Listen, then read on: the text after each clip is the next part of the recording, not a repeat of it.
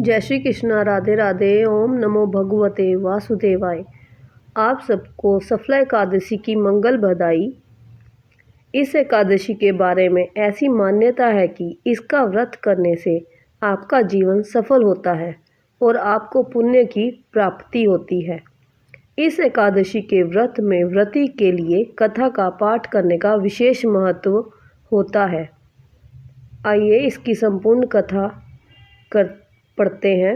सफला एकादशी की शुभ कारणी कथा सुनो।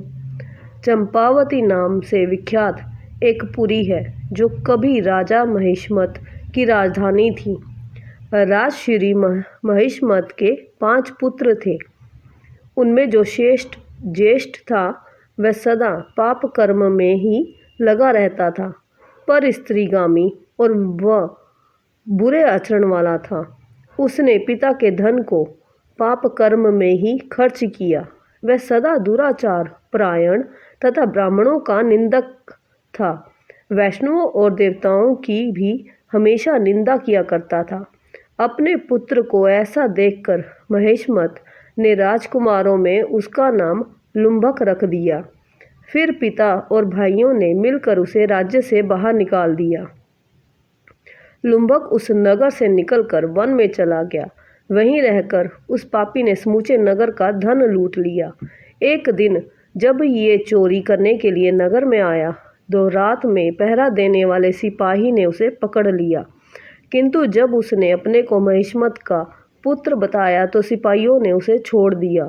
फिर वह पापी वन में लौट आया और मांस तथा वृक्षों के फल खाकर और निर्वाह करने लगा। उस दुष्ट का विश्राम स्थान पीपल के नीचे था। वहाँ बहुत वर्षों का पुराना पीपल का वृक्ष था। उस वन में वह वृक्ष एक महान देवता माना जाता था। पाप बुद्धि लुब्बक वही निवास करता था। बहुत दिनों के पश्चात एक दिन किसी संचित पुण्य के प्रभाव से उसके द्वारा एकादशी के व्रत का पालन हो गया। पोष मास में कृष्ण पक्ष को दशमी के दिन पापिष्ट लुम्भक ने वृक्षों के फल खाए और वस्त्रहीन होने के कारण रात भर जाड़े का कष्ट भोगा। उस समय ना तो उसे नींद आई और ना आराम ही मिला। वह निष्माण सा हो रहा था। सूर्य उदय होने पर भी उस पापी को होश नहीं हुआ। सफला एकादशी के दिन भी लुम्भक बेहोश पड़ा रहा। दोपहर होने पर उसे चेतना प्राप्त हुई। फिर इधर उधर दृष्टि डालकर वह आसन से उठा और लंगड़े की भांति पैरों से बार बार लड़खड़ाता हुआ वन के भीतर गया। वह भूख से दुर्बल और पीड़ित हो रहा था। राजन, उस समय लुम्भक बहुत से फल लेकर ज्यों ही विश्राम स्थान पर लौटा त्यों ही सूर्यदेव अस्त हो गए। तब उसने वृक्ष की जड़ में बहुत से फल चुने और निवेदन करते हुए कहा, इन फलों से लक्ष्मीपति भगवान विष्णु संतुष्ट हो। यूँ कहकर लुम्भक ने रात भर नींद ही नहीं ली। इस प्रकार अनायास ही उसने इस व्रत का पालन कर लिया। उस समय सहसा आकाशवाणी हुई, राजकुमार, तुम सफला एकादशी के प्रसाद से राज्य और पुत्र प्राप्त करोगे। बहुत अच्छा कहकर उसने वह वरदान की स्वीकार किया। इसके बाद उसका रूप दिव्य हो गया। तब से उसकी उत्तम बुद्धि भगवान विष्णु के भजन में लग गई।